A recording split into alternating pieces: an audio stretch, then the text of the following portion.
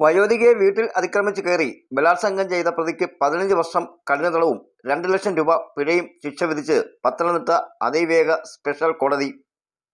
Judge Doni Thomas വർഗീസിൻ്റെതാണ് വിധി.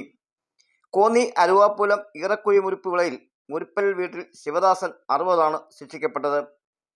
പിഴ അടച്ചില്ലെങ്കിൽ 6 മാസത്തെ കഠിന തടവ് കൂടി അനുഭവിക്കണമെന്നും പിഴത്തുക ഇരയ്ക്ക് നൽകണമെന്നും വിധിയിൽ പറയുന്നു.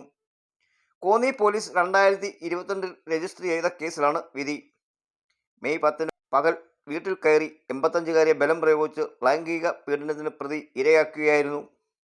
അംഗനവാടിയിലെ ജീവനക്കാരിയോടാണ് സംഭവത്തെപ്പറ്റി വയോധിക ആദ്യം വെളിപ്പെടുത്തിയത്. തുടർന്ന് കോന്നി പോലീസ് വിവരം അറിയുകയും മൊഴിപ്രകാരം കേസെടുക്കുകയുമായിരുന്നു.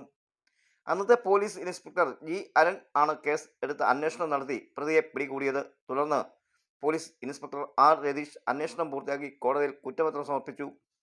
മാർച്ച് 17 വിചാരണ ആരംഭിച്ച കേസിൽ 12 ദിവസം കൊണ്ട് വിചാരണ പൂർത്തിയാക്കി വിധി പ്രസ്താവിച്ച എന്ന പ്രത്യേകത ഈ കേസിനുണ്ട്.